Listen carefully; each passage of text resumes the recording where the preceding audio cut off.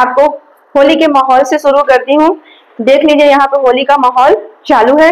देखिए आप जो भी प्री के हिसाब से पढ़ रहे हैं या 1 दिवसीय एग्जाम के हिसाब से पढ़ रहे हैं, आपका मेंस भी वहीं से क्लियर होता है। आप जो पढ़ रहे हो, बोल रहे हो, वही चीज लिखना है। क्योंकि भाषा थोड़ी सी अच्छी रख लो, थोड़ी सी भाषा का करेक्शन अच्छा रख लो, तो आंसर वही अच्छा बन जाता है।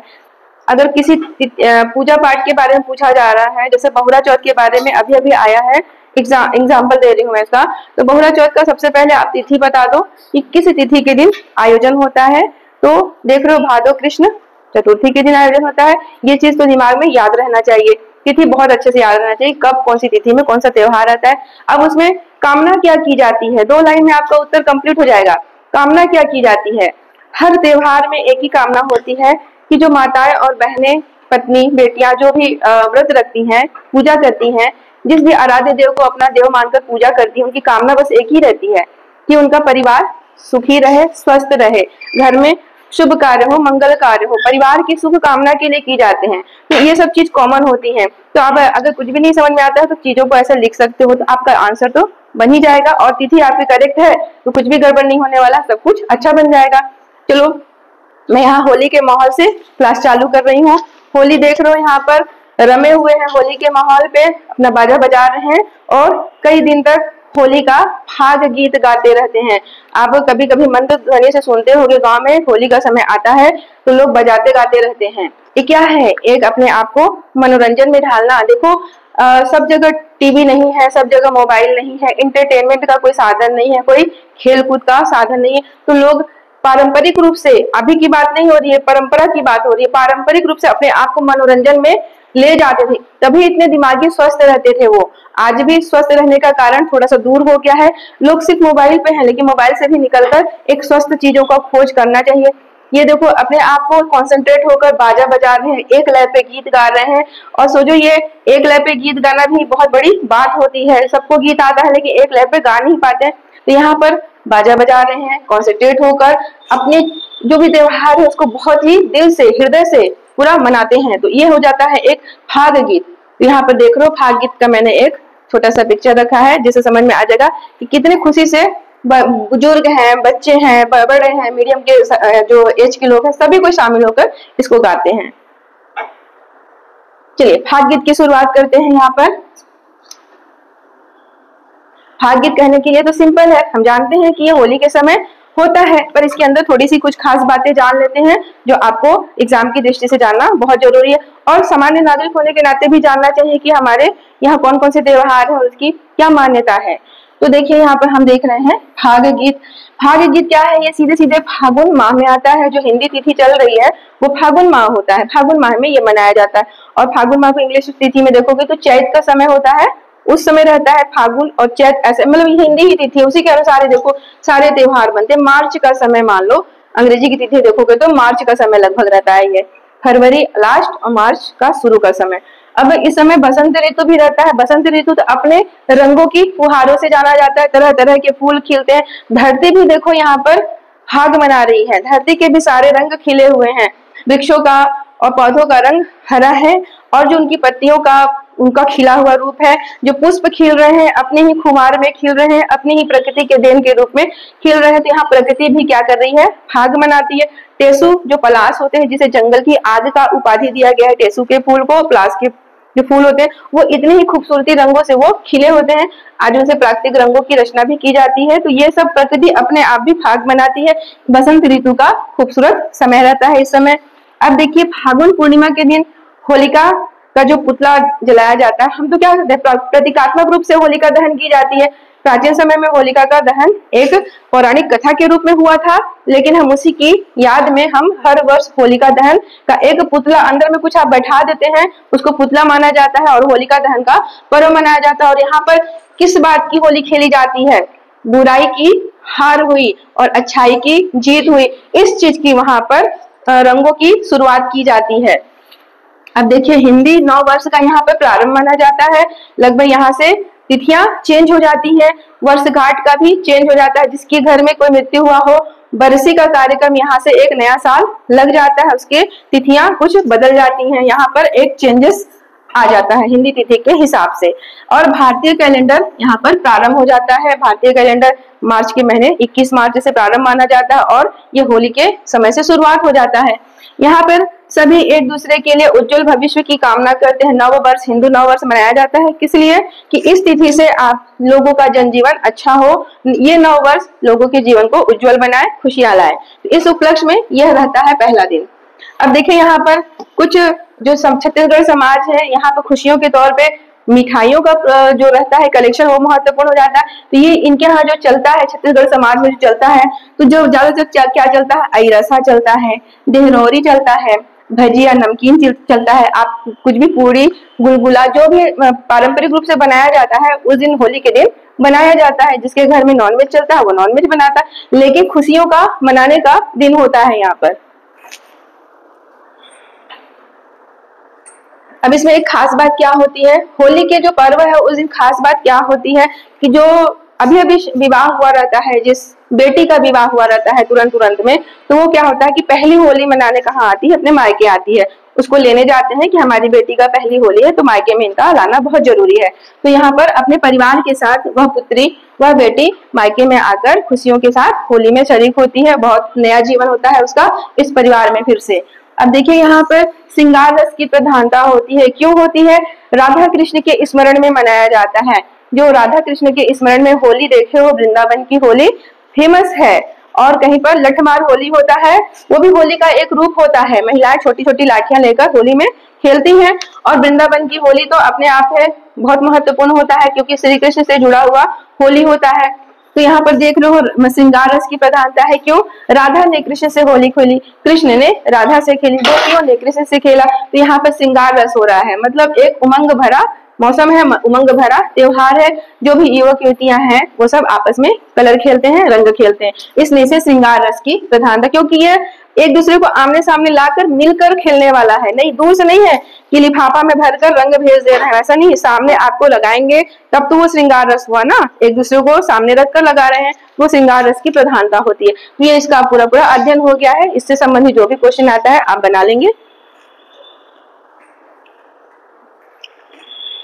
देखिए अगला है सवनाही। सवनाही के बारे में मैंने एक बार इसकी क्लास और ली थी, लेकिन उस समय सवनाही को एक मैंने अलंकरण के रूप में बनाया था, बताया था अलंकरण, सवनाही में ही अलंकरण किया जाता है। देखिए आप अलंकरण वाले विषय लेक्चर में जाओगे तो अलंकरण का एक अलग लेक्चर होगा। नोह डोरा अलंकरण, सवनाही अलंकरण, ऐसे करके काफी आपके अलंकरण आ जाएंगे। तो इस चीज को आपको दोबारा फिर पढ़ना होगा अलंकरण वाले चैप्टर में, लेकिन आप एक ही जगह याद रख लो, आपको वो भी पार्ट बन जाएगा और यहाँ पर भी बन जाएगा। तो सवनाही आपको दो तीन चीजों में काम आने वाला है। एक तो सवनाही गीत, दूसरा है सवनाही अलंकरण। अलंकरण में क्या है कि अपने घर के सामने कोई अलंकरण बनाते हैं, तो इसमें मैंने उसको शामिल कर दिया है ताकि आपको जब जब जहां जहां पढ़ोगे ये चीज सेम मिलेगी।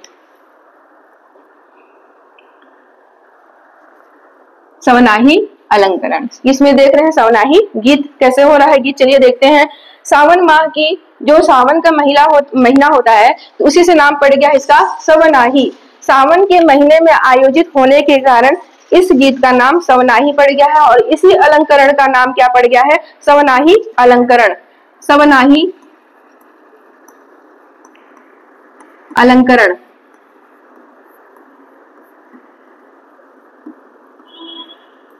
सावन महीने में कुछ खास रूप से मनाया जाता है, जिससे सवनाही अलंकरण का भी नाम दिया जाता है और सवनाही गीत का भी नाम दिया जाता है। चलिए इसको देखते हैं। यह हरेली अमावस्या के दिन मनाया जाता है। हरेली अमावस्या मतलब जो सावन के महीने का जो अमावस्या होता है, अमावस्या तो महीने में एक ही बार आता है, पूर्णिमा भी महीने में एक ही बार आता है, जो 15-15 पखों में चेंज होता रहता है, पखवाड़े में बटा रहता है।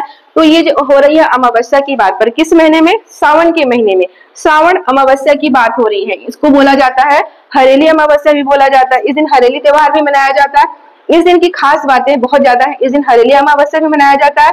इस दिन नारियल फेंक प्रतियोगिता होती है और गेड़ी पर्व भी मनाया जाता है। तो मैंने इसको हरेली त्योहार में बहुत ज्यादा बताया है, सब कुछ बताया है। तो हम यहाँ स्पेशल देख रहे हैं, सवनाही गीत के बारे में देख रहे हैं।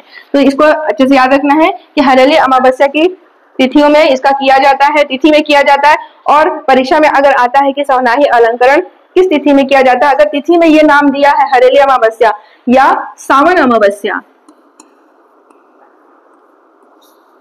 सावन अमावस्या ये है, तो ये आंसर यही होगा, क्योंकि ऑप्शन पे भी आपको जाना है। आपको 4 ऑप्शन में से आपका ऑप्शन क्या है आपको खोज कर निकालना है। तो सावन को श्रावण भी बोला जाता है, तो ये भी हो तो भी सही है, श्रावण या सावन या हरेली अमावस्या, तीनों ऑप्शन आप देख लेंगे। तो अब देख रहे हैं कि इसको एक और चीजों से भी आप जोड़ सकते हो कि अगर ये ऑप्शन में नहीं रहा, सावन अमावस्या या श्रावण अमावस्या या हरेली अमावस्या ऑप्शन में नहीं रहा, तो ऑप्शन में अगर दूसरा कुछ बोलता है तो वो भी सही होगा। मतलब आषाढ़, सावन से पहले क्या आता है आषाढ़, आषाढ़ द्वितीया को देख रहे हो, रथ यात्रा की, रथ यात्रा का जो पर्व मनाया गया है वो है, उसकी तिथि हमेशा याद रखोगे। और आषाढ़ महीने का जो आखिरी पक्ष की बात कर रही हूँ, आषाढ़ माह का जो अंतिम रविवार है, इस रविवार को देख लीजिए, छुट्टी का दिन है, ऐसे करके याद रखा जा सकता है। तो आषाढ़ माह का मतलब जो सावन से पहले का जो आषाढ़ माह है उसका अंतिम रविवार, या अगर अंतिम रविवार को नहीं कर सकते हैं सवनाही, तो क्या करेंगे, सावन का महीना जो शुरू हो गया है उसके पहले रविवार को, ये प्रथम रविवार को छुट्टी का दिन, कैसे संडे कर लो, उसी दिन क्या कर रहे हैं, अपने घर को सवनाही से अलंकृत कर रहे हैं और गीत गा रहे हैं साथ में। खुशी से पढ़ो और ध्यान लगा के पढ़ो, जो चीज खुशी से पढ़ोगे ज्यादा अच्छे से याद होगा। क्योंकि अगर दबाव, मस्तिष्क में दबाव करोगे तो सारे सब्जेक्ट का दबाव है, तो दबाव में नहीं, छत्तीसगढ़ का पढ़ो, मेरे विषय में पढ़ो, तो चीजों को ना दिमाग खोलकर पढ़ो और थोड़ी सी मन में, थोड़ी क्या पूरी ही जिज्ञासा रखो मन में, और एक खुशी का भाव रखो कि मैं बहुत अच्छी अच्छी चीजों को पढ़ रही हूँ, क्योंकि ये मेरी तो लोक संस्कृति है, मुझे तो इसे परीक्षा में मूर्त रूप देना है और इस विषय में बहुत रुचि होनी चाहिए सबकी, और रुचिकर है भी। छत्तीसगढ़ का जनजातीय समाज, छत्तीसगढ़ का पूरा समाज अपने आप में रुचिकर होता है। इसके सारे क्वेश्चन आपको कहीं ना कहीं देखने को मिल जाएंगे मेंस पेपर में, बकायदे इससे क्वेश्चन आ भी रहे हैं। चलिए, अभी ये सवनाही गीत क्यों किया जाता है या सवनाही का मतलब ही क्या है? तो सवनाही में क्या होता है कि सब लोग सोचते हैं या मानना है या मान्यता है कि इस समय जादू टोना लोग को डर लगता है कि जादू टोना हो रहा है और तंत्र मंत्र हम पे हो रहे हैं या टोटके कोई कर रहा है। क्योंकि टोटका वाला चीज देखो छत्तीसगढ़ में नहीं हो रहा है, लेकिन मन की बातें हैं, ये हो तो रहे नहीं है लेकिन मन की बातें हैं, तो उनको लगता है कि कोई तंत्र मंत्र ना करे, उनको लगता है कि जादू टोना कोई कर रहा हो तो उससे सुरक्षा रहे हमारी। तो ऐसे में हमारे को बीमारियों से रक्षा रहे, हमको कोई बीमारी ना हो, दूर रहे हमसे, और हमारा गांव कोई बीमारी से ग्रसित ना हो, और हमारा जो पशु है कृषि कार्य में यूज किया जाता है, गाय के दूध होते हैं, जो बकरी है, उन सब की रक्षा हो, कोई परेशानी ना हो, सब कुछ सुरक्षित रहे। तो इसकी भावना लेकर वो सवनाही का अलंकरण करते हैं। घर में चारों तरफ का जो एरिया होता है, पूरे दीवारों को 4 उंगलियों में गोबर को लगाएंगे और अपनी मान्यता के अनुसार उसको गीत गाते हुए, यहाँ पे गीत की बात हो रही है तो गीत गाते हुए, इसी में गीत गाएंगी वो, गीत गाते हुए चारों तरफ से उसको घेराबंदी कर देते हैं कि कोई भी शक्ति होगी वह इस घर के अंदर नहीं आएगी। तो ऐसा उनके में मान्यता है।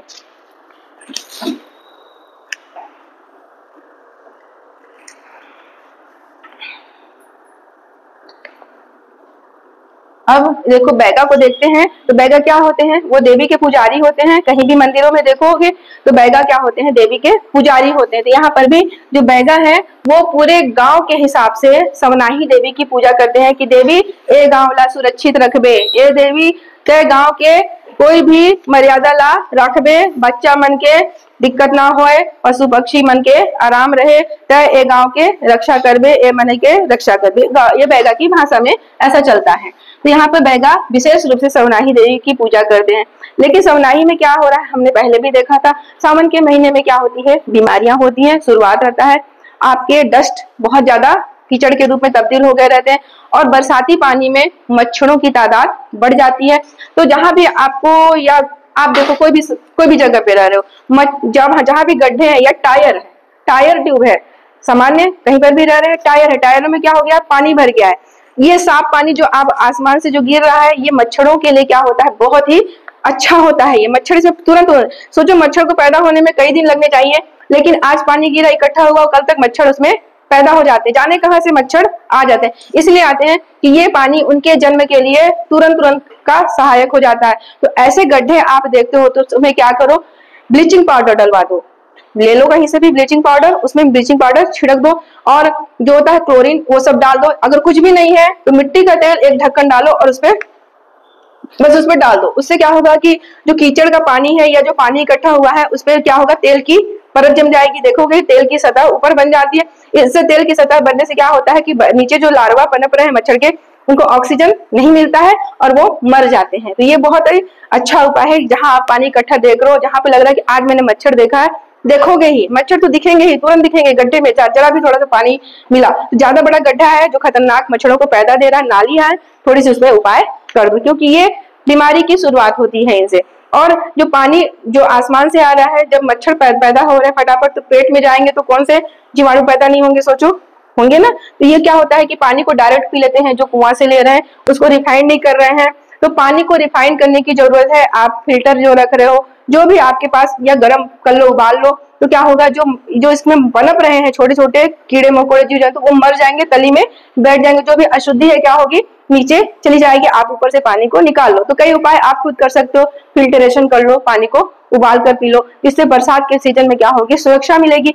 तो ये सवनाई के साथ साथ थोड़ी सी चीजों को अपनी सुधारनी होगी ताकि ये बीमारियां ना आए। और खराब पानी से, खराब खान पान से मलेरिया, टाइफाइड होते हैं और समय पर इलाज नहीं होता है तो ये विकराल रूप ले लेता है और मृत्यु का कारण बनता है। डायरिया इसी समय होता है जहां गांव के गांव लोग डायरिया के शिकार हो जाते, उल्टी दस्त से प्रकोप में आ जाते हैं और पूरी की पूरी मेडिकल टीम यहाँ पर परेशान होती है। स्वस्थ करने के लिए आईवी सेट सबको चढ़ाया जाता है, जल्दी जल्दी आईवी फ्लूइड दिए जाते हैं। तो यहाँ पर काफी अलर्ट मोड हो जाता है, देख रहे हो।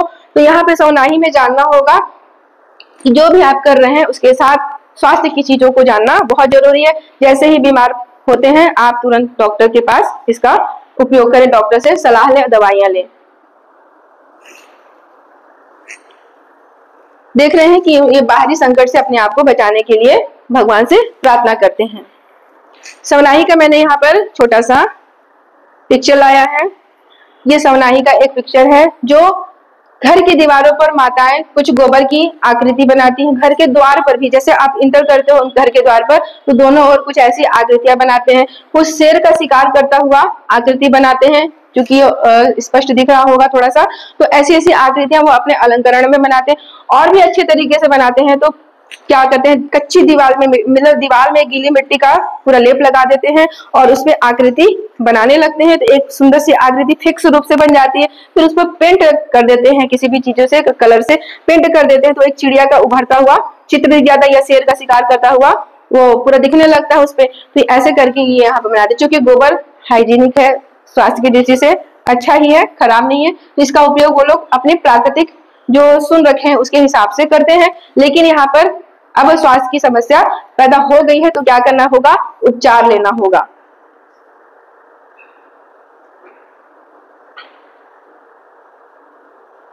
देखो यहाँ पर शेर का शिकार का चित्र मुख्य रूप से बनाया जाता है। तो ये आप देख रहे हो सवनाही अलंकरण भी हो गया आपका। यहाँ पर जो चित्र बना रहे हैं, जो कलाकारी कर रहे हैं, वो अलंकरण में आ जा रहा है। और इसी समय चित्र बनाते समय जो गाना गा रहे हैं, जो गीत गा रहे हैं, वो हो जाएगा सवनाही गीत हो जाएगा। तो दोनों का आंसर एक ही होगा, कोई पृथक पृथक आपको अलग से इसके लिए नहीं पढ़ना होगा। नोहडोरा अलंकार क्या होता है, अलंकरण के क्लास में पढ़ेंगे। बहुत सारे अलंकरण आते हैं। ढोकरा शिल्प क्या होता है, घड़वा शिल्प क्या होता है, नोहडोरा अलंकरण क्या होता है, कंघी शिल्प क्या होता है, कौड़ी शिल्प क्या होता है। कुछ शिल्प कलाओं को आप अलग सब्जेक्ट में, अलग क्लास में पढ़ेंगे। अब चलिए नगमत गीत के बारे में देख लेते हैं। नगमत गीत क्या है, नगमत में क्या लगा है, नग और मत। नगमत गीत ही दो शब्दों से मिलकर बना है, एक तो नग और दूसरा है मत। नग का मतलब हो जाएगा नाग। इसका मतलब है कि नाग देवता से संबंधित है। ये नाम से ही आपको याद कर लेना होगा कि नगमत मतलब नाग देवता से संबंधित है। नाग पंचमी का दिन याद कर लो कि नाग पंचमी के दिन में ये नगमत गीत गाया जाता है। नाग देवता का, देखो नाग पंचमी का दिन भी सावन के महीने में आता है और सावन के महीने में नाग देवता निकलने की काफी समाचार मिलते रहते हैं और नाग देवता भी अलर्ट मोड में रहते हैं। आप मान लो कि बीमारी अगर अलर्ट मोड में है, मच्छर मक्खियां अलर्ट मोड में है, तो नाग देवता भी अलर्ट रहते हैं। वो क्या, किस लिए निकलते हैं, इसी समय बारिश हो रही है और इसी समय क्या हो रहा है, धूप आता है। तो तेज धूप होने के कारण उमस उमस भरा मौसम हो जाता है और ये मौसम ठीक नहीं होता है एक प्रकार से। तो जैसे ही उमस बढ़ता है तो जो नाग होते हैं वो बिलों से निकलते हैं और जो घर होते हैं उनके ठंडे जगह पे जाने की कोशिश करते हैं। हालांकि वो अपने हिसाब से चल रहे हैं कि हमको ठंडा जगह खोजना है। इंसान को भी तो जब गर्मी का मौसम आता है तो कहाँ जाता है, ठंडी जगहों में तो जाता है। तो नाग देवता भी ऐसे ही निकलकर ठंडी जगहों का खोज करते हैं और किसी के घरों में चले जाते हैं और लोग के लिए हानिकारक कभी कभी हो जाता है, लोग डर जाते हैं। उनका स्वरूप ही ऐसा है नाग देवता का। अगर वो इंसान होते तो लोग नहीं डरते, लेकिन उनका स्वरूप शरीर ही ऐसा है कि लोग उनसे डर जाते हैं। उनके अंदर विषैलापन है तो लोग इससे काफी डरे हुए रहते हैं। और इसी समय नाग के निकलने की शुरुआत होती है। और नाग पंचमी के दिन किस कामना से मनाया जाता है कि नाग देवता रक्षा करो, किसी को नुकसान न पहुंचाओ।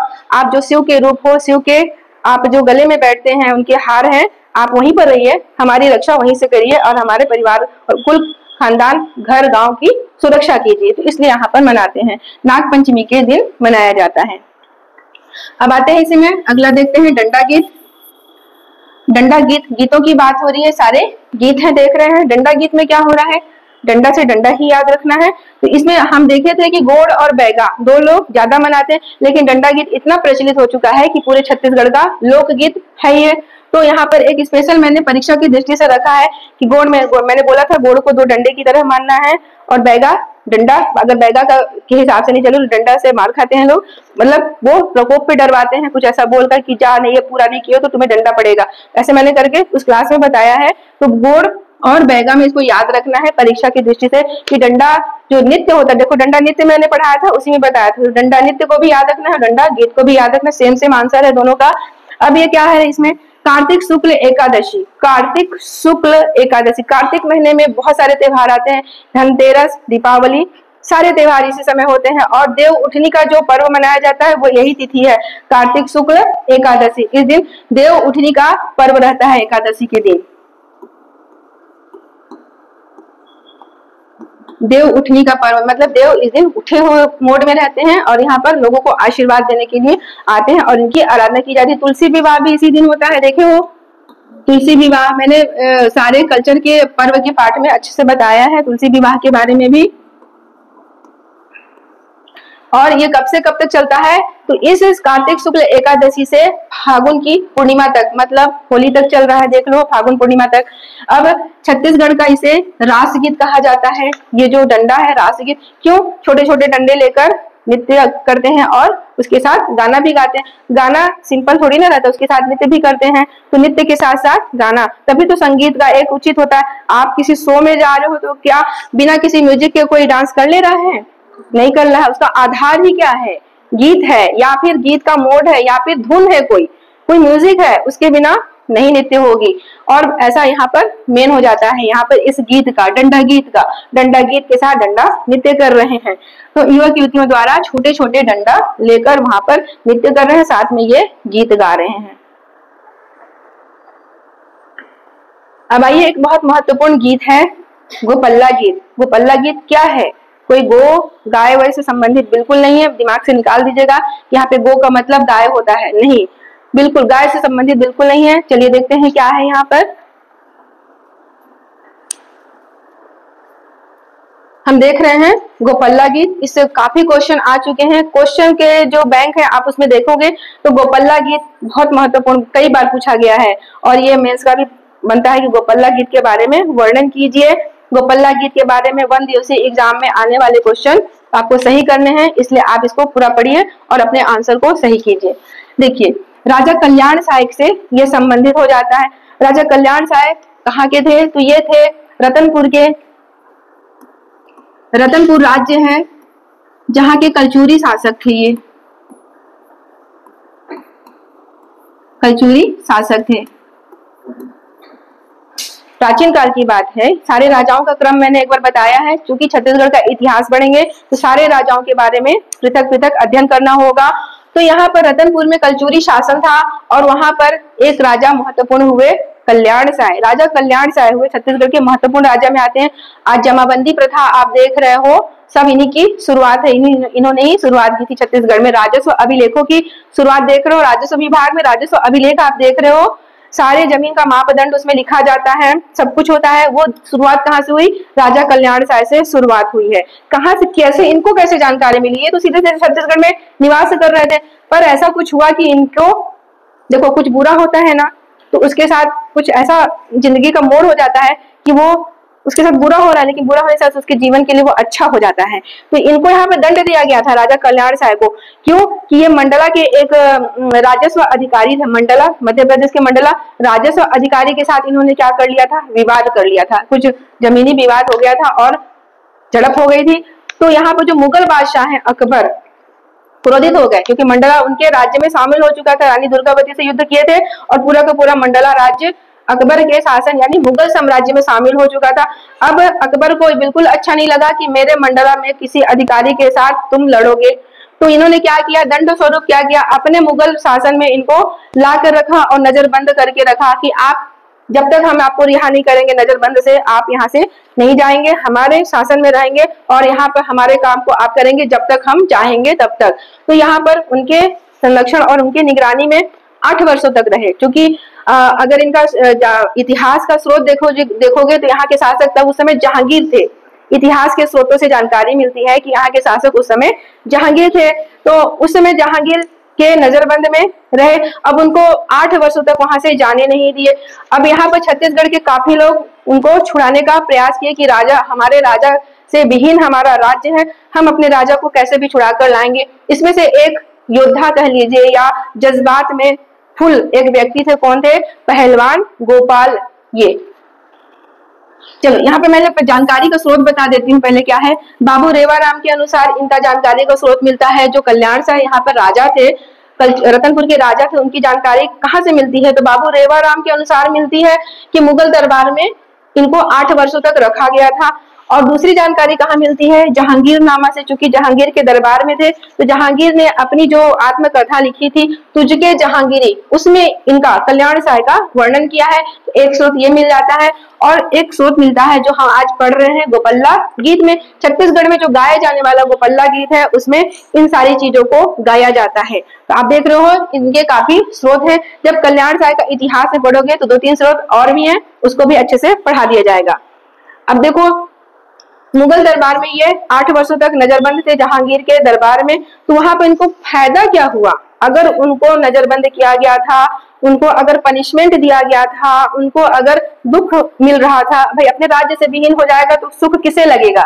अपनी जनता, अपनी प्रजा, अपने घर, अपने परिवार से कोई दूर हो, अपनी रानी से, अपने बच्चों से कोई दूर हो, तो किसे अच्छा लगेगा? किसी को अच्छा नहीं लगेगा। तो ये वहां पर एक दुख के समय ही था उनके लिए और दुख काट रहे थे। और अच्छा इनके साथ क्या हुआ? ये पूरा मुगल साम्राज्य का राजस्व प्रथा सीख गए। पूरा राजस्व जो होता है ना, राजस्व बही खाता, कैसे साम्राज्य को एक राजस्व रेवेन्यू की दृष्टि से तगड़ा किया जा सकता है, सारी चीजें वहां पे बैठे ये वहां पे काम करते करते सीख गए। अब इसी समय राजा को छुड़ाने के लिए छत्तीसगढ़ के कुछ बलशाली जो है उन्होंने प्रयास किया। उसमें नाम आता है यहाँ पर गोपाल राय।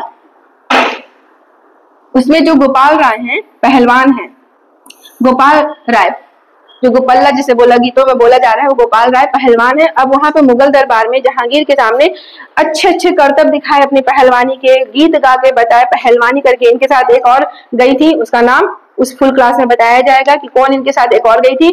तो गोपल्ला जी का यहाँ विशेष पढ़े तो इनके बारे में ही जान लो। ये वहां पर इस विशेष करतब दिखाए जिससे मुगल साम्राज्य एकदम विलीन हो गया, उनके कर्तव्य को देखकर प्रसन्न हो गया। और इन्होंने राजा को, कल्याण साय को छुड़ाने के लिए आग्रह किया अपनी प्रसन्नता। अगर राजा मुगल साम्राज्य से बोले जहांगीर से कि अगर सरकार आप मुझ पर प्रसन्न हो गए, मेरे कर्तव्य से प्रसन्न हो गए, मैंने निष्ठापूर्वक आपको अपने कर्तव्य दिखाए हैं, तो जो कल्याण साय राजा हैं हमारे, उनको रिहा कर दीजिए। तो उनके आग्रह के बाद इनको रिहा कर दिया जाता है। क्योंकि ये इनको पनिशमेंट दिया गया था कल्याण साय को, लेकिन इनके लिए क्या हुआ? उतना ही वरदान साबित हुआ।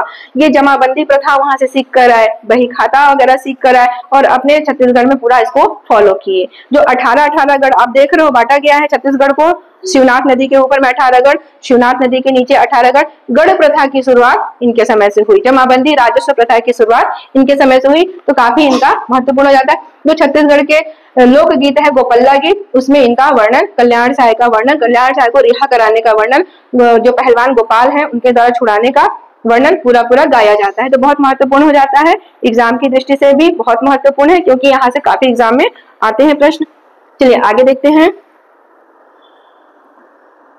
छेरछेरा गीत, छेरछेरा गीत भी काफी महत्वपूर्ण है। मौसम जब जब परिवर्तित हो रहा है, तिथियां परिवर्तित हो रही हैं, तो तिथियों के हिसाब से आराधना की जाती है और कुछ पर्वों की खास बातें होती हैं जिसे जानना बहुत जरूरी है। सब कुछ आपके सामने चल रहा है, लेकिन एग्जाम में आने के बाद बनता नहीं है, क्योंकि उसको डीपली पढ़ा नहीं गया है। तो यहाँ पे आपको मैं सारी चीजें बता रही हूँ। चलिए देखते हैं। छेरछेरा गीत ये कब मनाया जाता है? छेरछेरा का जो उत्सव है, छेरछेरा गीत कब गाया जाता है? तो पूस पूर्णिमा, जो पूस का महीना है, ठंडी का महीना होता है, पूस के महीने के पूर्णिमा के दिन। इसको कैसे याद रखोगे? थोड़ा सा ट्रिकी बता देती हूँ। चलो मान लो 2-3 बच्चे ग्रुप बना के, एक बच्चा ये है, एक बच्चा ये है, एक बच्चा ये है, एक बच्चा ये, सब बहुत दूर दूर नहीं रहते हैं, सब साथ साथ पास चलते हैं, देखते हो ना। तो एक लड़का या एक बेटी, बच्चे क्या बोल रहे, पुश करे, ए तू गाना, ए तू मांगना, जाते तू मांगना, ए पुश करते हैं ना। तो पुश से याद रखना कि वो पुश कर रहा है कि तू बोलना, तू गाना, तू मांगना, ऐसे करके। तो पुष पूर्णिमा को याद रखोगे यहाँ पर। अब देखो इनका भी संबंध सीधे सीधे कलचुरी शासक कल्याण साय से हो जाता है। क्यों है इनका बहुत बड़ा महत्व जुड़ जाता है?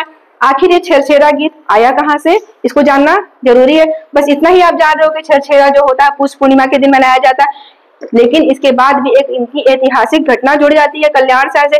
क्योंकि हमने अभी से पहले गोपल्ला गीत में पढ़ा था कि राजा कल्याण साय जो रतनपुर के कलचुरी शासक थे, उनको 8 साल तक मुगल दरबार में कैद करके रखा गया था और वहां पर 8 साल तक उनको रिहा नहीं किया गया था। जो गोपाल दास थे पहलवान, उनको छुड़ाने के लिए आग्रह किए थे, कर्तव्य दिखाए थे, उसके बाद छुड़ा दिए वहां से। जब ये अपने राज्य में लौटे, तो जैसे श्री राम जी का आगमन का जो पर्व मनाया जाता है, वैसे ही सेम छत्तीसगढ़ में इनके आगमन के हर्ष उल्लास का पर्व मनाया जाता है। और वो पर्व कौन सा हुआ?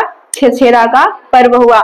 जो उनकी रानियां हैं वो सोने के सिक्के, चांदी के सिक्के प्रजा में दान कर रही, लुटा रही। खुशी का इतना बात है कि मुगल दरबार से लौट कर आना छोटा मोटा बात है। जहां पर राजा जीवित नहीं छोड़ते हैं, वहां पर ये तो पूरे परिपक्व और खुशी खुशी आ रहे हैं, तो बहुत बड़ी बात हो जाती है। जैसे अयोध्या में लौटे थे भगवान, उसी तरह से कल्याण साय लौटे थे छत्तीसगढ़ में। तो देख रहे हो यहाँ पे मैंने सभी चीजें लिख दी हैं। और यहाँ पर क्या है देखो, पढ़ देती हूँ। कलचुरी शासक कल्याण साय के दरबार में 8 वर्ष राजनीतिक एवं शासन की मुगल दरबार शिक्षा के बाद छत्तीसगढ़ लौटना हुआ था। इनका शॉर्ट में मैंने लिख दिया है, इससे तुम काफी की चीजों को समझ जाओगे। और जो लौटने के बाद जो पत्नी थी, उनकी रानी थी, तब तक ये रानी शासन चला रही थी उनका। भाई राजा से विहीन था राज्य, तो रानी चला रही थी। रानी का भी मन हल्का हो गया कि अब इनके जो सही राजा थे अब आ गए हैं, अब मैं रानी टाइप का रहूंगी। खुशी से पूरे प्रजा में सब जेवरात और यहाँ पर सिक्के सोने चांदी के बांट रही थी। अब देखिए राजा कल्याण साय के यहाँ पर देखो, यहाँ पे क्या हो रहा है, जो राजा कल्याण साय है प्रजा का खुशियां देकर, मतलब दूसरे राज्य से भी राजा इनसे मिलने आ रहे हैं कि चलो हमको शुभकामनाएं दे देते हैं। राजा सफलपूर्वक अपने राज्य को लौटे हैं, तो सब शुभकामनाएं देने आते हैं। पूरी प्रजा एकदम खुशी के मारे रहती है यहाँ पर राजा के लिए।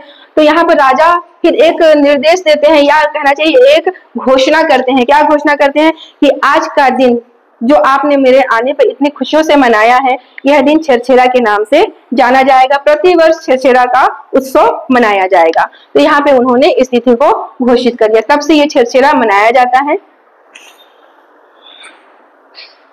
मैंने कहा था होली दीपावली जैसा यहाँ पर माहौल होता है इस दिन। तो ये उस दिन जब शुरू में किया गया था, तो किसी होली से कम नहीं था, किसी दिवाली से कम नहीं था। तो अब इसकी दूसरी मान्यता क्या है? एक और मान्यता है, सुन लो। जो यहाँ पर मैंने कल्याण साय की मान्यता बताई, कल्याण साय की मान्यता के बाद दूसरी मान्यता की हम छेरछेरा शुरुआत करने की धरती पर उस समय जो ऐसा समकालीन समय था, उस समय प्राचीन समय की बात है कि धरती पर अकाल पड़ा हुआ था। अकाल पड़ने में ऋषि मुनियों, मनुष्यों, देवताओं, पक्षियों सब इसमें त्राही त्राही हो रहे थे। किसी को जमीन से उगे हुए कोई चीज नहीं मिल रही थी, मतलब ना भाजी उग रहा था, ना कंदमूल उग रहा था, ना फल उग रहे थे, ना पक्षियों के लिए पानी था, कुछ भी नहीं था। तो यहाँ पर एक देवी का आराधना करने पर एक देवी का क्या हुआ? जन्म हुआ, एक देवी का प्राकटन शुरू हुआ। वो देवी कौन थी? शाकंभरी देवी थी। वो देवी थी माँ शाकंभरी। क्योंकि माँ शाकंभरी देवी का जन्म क्यों हुआ है? इसमें लगा है सांप। इसमें लगा है साग। माँ शाकंभरी देवी का सीधा संबंध किससे हो जाता है? साग सब्जियों से, जो आपके अंदर जमीन के अंदर उगने वाली जितनी चीजें हैं उससे हो जाता है। फल फूल ये सारी चीजों से हो जाता है। शाक मतलब सारे शाकाहारी चीजें जो उग रही हैं वो चीजें हो जा रही हैं। तो माता इस जो अकाल पड़ा था इसमें ऋषि मुनियों के द्वारा आराधना करने पर माँ शाकंभरी का उद्भव हुआ और इस पृथ्वी पर माता ने सारे पौधों को उगाया, सारे फलों को उगाना शुरू किया, जिससे सभी की पेट भरना शुरुआत हुआ। तो माँ शाकंभरी देवी बहुत महत्व रखती है। इंदा शाकंभरी देवी का एक उद्भव का एक मंदिर भी है, उसको आप लोग देख लेंगे कहाँ पर है, क्योंकि यह देवी देवताओं के पर्यटन स्थल से संबंधित हो जाता है। तो शाकंभरी देवी का यहाँ पर महत्व हो जाता है। तो इस तिथि को भी छठछरा के रूप में मनाया जाता है। तो यहाँ पर दो मान्यताएं हो गई हैं। अब देखो इसमें बच्चे क्या गाना गाते हैं, छोटा सा देख लो। अगर ऐसा क्वेश्चन आता है, ये 2 लाइन की कविता लिख कर क्वेश्चन आते हैं इस टाइप के क्वेश्चन, तो उसमें क्या है? छेरी छेरा छेर बरकनीच छेर छेरा, ऐसा करके एक लाइन गा दी। दूसरी लाइन में माई कोठी के धान ला हेर हेरा। बच्चे महिलाएं ऐसा करके वहां पर वो साथ में जाती हैं और ऐसा ऐसा गीत गाती हैं। अब देखो जो यहाँ पर जो मांगने वाले बच्चे होते हैं, माताएं खुद उनको तैयार करती हैं। देखो भिक्षा मांग रहे हैं, यहाँ पर एक याचक के रूप में घर घर जाकर मांग रहे हैं, लेकिन माताएं खुशी खुशी अपने बच्चों को तैयार करती हैं और उनके हाथ में एक सामान देती हैं कि आपको जिस घर में जाओगे और जो भी मिलता है अनाज, आप इस झोला बैग कुछ भी हो या फिर जो भी रखने का सामान उसमें आप रखोगे, हर घर में मांगोगे और हर घर में से लोगे, और याचक के रूप में एक ब्राह्मण की भूमिका निभाना है आपको और मांगना है। और ये बहुत परम चीज होता है उस दिन ये सब लेना।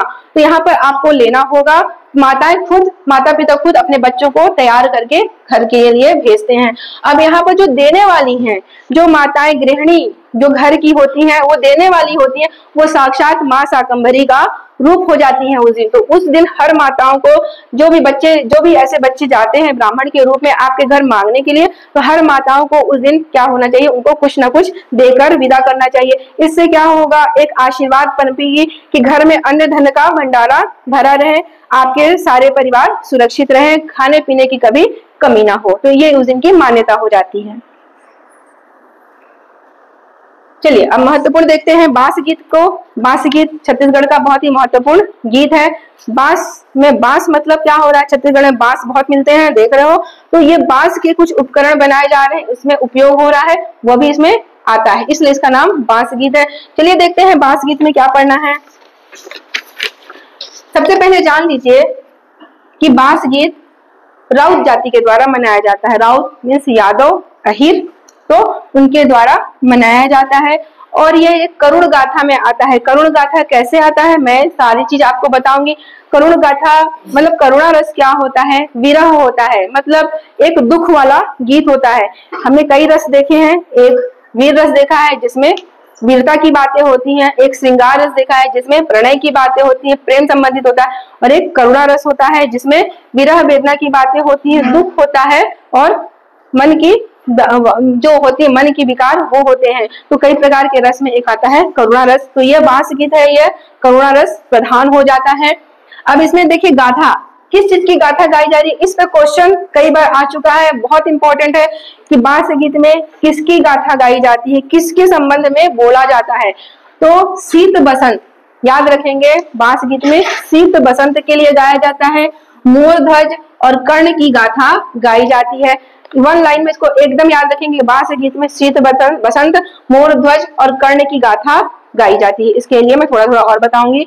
अब देखिए इसमें कुछ भूमिकाएं होती हैं। जो बांसुरी ही कह लो, जो मुंह से फूंक कर बजा रहे हैं बांस का उपकरण, इसमें बांसुरी ही रहेगा मेन। उसकी लंबाई बहुत ज्यादा होती है, तो इसकी लंबाई काफी होती है, सामान्य बांसुरी से लंबा होता है वो। तो यहाँ पर देख रहे हो उसमें एक गायक, मुख्य गायक होता है, एक मुख्य गायक होता है जो बांसुरी फूंक फूंक कर बजा रहा है, सिर्फ बांसुरी से ही वो गाकर बताएगा, तो वो होता है मुख्य वादक होता है। वो अपना पूरा गीत गाएगा मुख्य रूप से।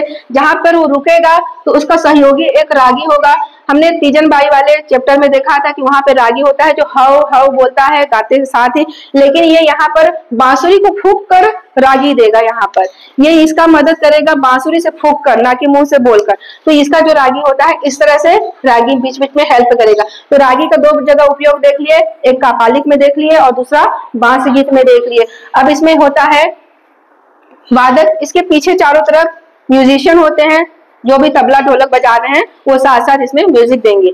अब देखो यहाँ पर जो होते हैं ये बीच बीच में वाद्य यंत्र बांस का बजाते रहते हैं, कभी ये रुक गए तो ये रागी इनका बजाएगा, और इसके साथ एक और होता है उसका भी मैं आगे बताऊंगी। अब इसमें एक चीज और जान लो, बहुत महत्वपूर्ण है, आईएमपी है, कि राउत जाति द्वारा अगर शीत बसंत मोरध्वज और कर्ण की गाथा गाई जा रही है तो एक जन की और गाथा गाई जा रही है।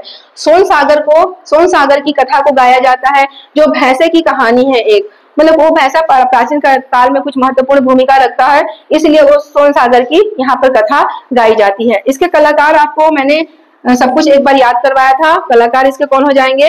केजूराम यादव, और दूसरा हो जाएगा नकुल यादव। मैंने बताया था बांस के छोटे छोटे बर्तन रखना है, उसमें काजू रखना है, ठीक है, तो काजू को याद रखना है। तो यहाँ पर केजूराम यादव हो जाएंगे और नकुल यादव हो जाएंगे। गायक कलाकार आपको बिल्कुल इधर उधर मिक्स नहीं कर देना है, जिसका जो है मैं ट्रिक के हिसाब से बताते जा रही हूँ ताकि वो मिस ना हो। जैसे सूरज भाई खांडे को मैंने बताया भरथारी लेकर मतलब उपासना पूजा करेंगे सूरज की, और ढोला को भी बताया था कि सूरज के सामने कोई सामग्री रख दो तो ढोले उसमें खराब जो रहते हैं वो हट जाते हैं। तो दोनों चीज मैंने उसको याद करा दिया था। वैसे ही केजूराम को बांस के छोटे छोटे बर्तन आते हैं, फिर काजू रख देना है, कैसे करके ये याद हो जाएगा। अब देखो जो यहाँ पर छोटे सा याद रखना कि केजूराम जो यादव है वो बासिन के रहने वाले हैं। बासिन कहाँ पर है? राजिम में है। राजिम कहाँ पर है? गरियाबंद में है। और नकुल कहाँ पे है? नकुल खैरागढ़ में। जो खैरागढ़ जो रियासत है देख रहे हो, खैरागढ़ अब एक अलग जिला बन गया है केसीजी, तो वहां पर के ये निवासी हैं। इससे वाद्य यंत्र को याद रखो कि मोहराली जो बांस का फूंक कर बजाया जाने वाला, मुंह से बजाया जाने वाला है, उसको बोलते हैं मोहराली। वाद्य यंत्र के सेक्शन में मैंने पढ़ाया है इसको। तो बांसुरी होता है लेकिन सामान्य बांसुरी से कुछ लंबाई इसकी ज्यादा होती है। अब देखो यहाँ पर ये छेरछेरा का है, वैसे ये ना छेरछेरा का है। ये बच्चे जा रहे हैं घर घर अनाज मांगने, छेरछेरा का देख लो। चलो यहाँ पर एक चीज और जान लो, जो बांस गीत है शीत बसंत, मैं यहाँ पे शीत बसंत के बारे में थोड़ा बताऊंगी। आप पढ़ तो रहे हो कि शीत बसंत की गाथा बांस गीत में गाई जा रही है, पर ये शीत बसंत तो कौन है? शीत बसंत का मतलब कहाँ से आ रहा है? तो शीत बसंत यहाँ के नहीं है, ये मिथिला के जो शीत बसंत हैं ये दो अलग अलग नाम के पर्सन हैं। शीत बसंत एक व्यक्ति नहीं है, दो अलग अलग पर्सन के नाम है। एक है शीत, दूसरा है बसंत। ये कहाँ की है? ये छत्तीसगढ़ के, ये बिल्कुल नहीं है, ये मिथिला प्रदेश के हैं। ये मिथिला प्रदेश के हैं जहां से सीता जी का संबंध है। मिथिला प्रदेश के से जुड़ी हुई एक गाथा है, वहां बहुत प्राचीन समय की बात है, अभी की नहीं, बहुत प्राचीन समय की बात है, क्योंकि कई गीत कहाँ बाहर से आए हैं छत्तीसगढ़ में, तो यह भी गीत वहां से आया है। अब शीत बसंत दो अलग अलग राजकुमार हैं, राजा के दो बच्चे हैं, छोटे छोटे बच्चे हैं, राजकुमार हैं, ये दोनों राजकुमार हैं। अब ये क्या हुआ, इनकी एक सौतेली माँ थी, सौतेली माँ। अब ये राजकुमार दोनों बच्चे बॉल खेल रहे थे, मतलब फुटबॉल जो कहते हो, गेंदा जिसको बोलते हैं, फुटबॉल उस समय यूज नहीं होता था, गेंदा वॉलीबॉल जो आज बोलते हो, गेंदा खेल रहे थे। तो गेंदा खेलते खेलते ये सौतेली माँ को लग गया, जैसे भी लग गया, इतनी क्रोधित हुई कि बोलती है कि कोप भवन में जाकर बैठ गई और वहां से बोली कि मैं कोप भवन से नहीं निकलूंगी जब तक ये दोनों राजकुमार हैं इनका कलेजा निकाल कर मेरे को नहीं देते हो। मतलब सीधे मौत की बात कर दी, बहुत समस्या।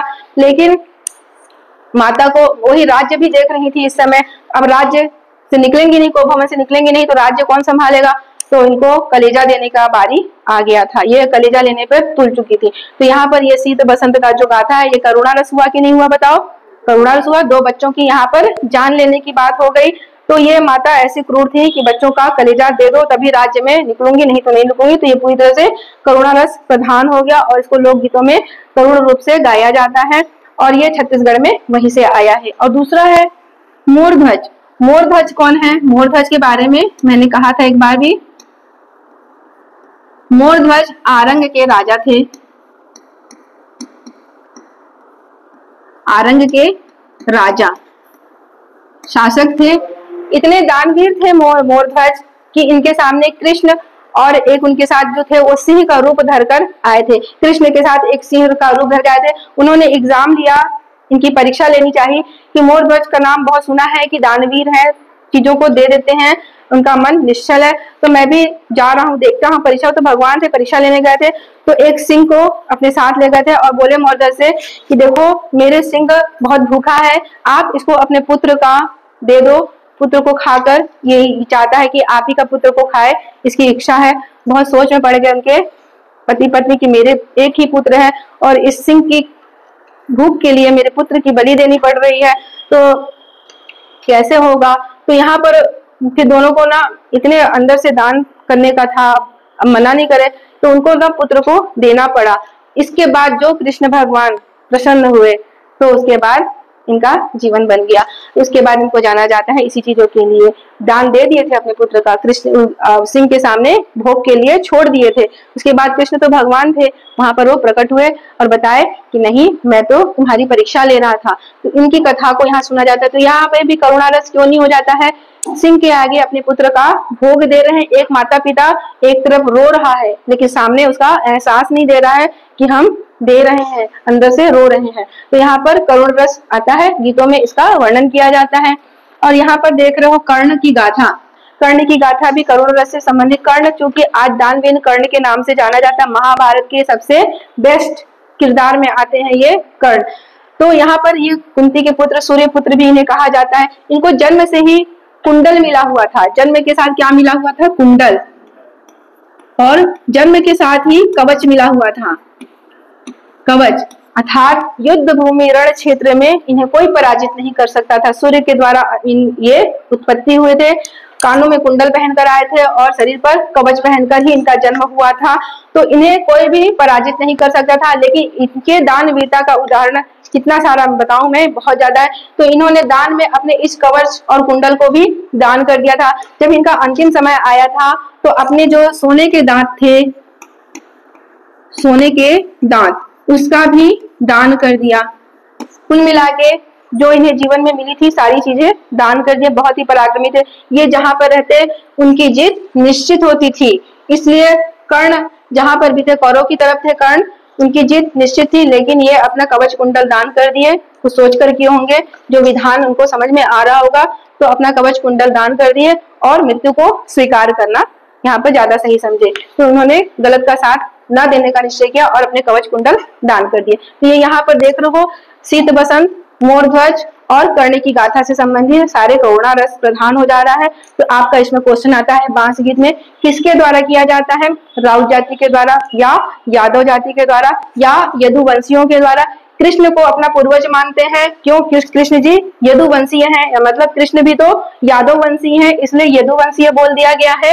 और शीत बसंत को याद रखेंगे, बांस गीत में शीत बसंत, मोरध्वज और कर्ण की गाथा गाई जाती है। और दूसरा है एक भैंस है जो सोन सागर का, यहाँ पर उनका भी गाथा गाया जाता है। तो ये सारे क्वेश्चन के बहुत महत्वपूर्ण टॉपिक है यहाँ पर, जहां से क्वेश्चन उठते हैं। तो ये सारी चीजों को आपको याद रखना है। और इनके कलाकार है केजूराम यादव और नकुल यादव, इनको भी अच्छे से याद रखना है। सारी चीजों का अभ्यास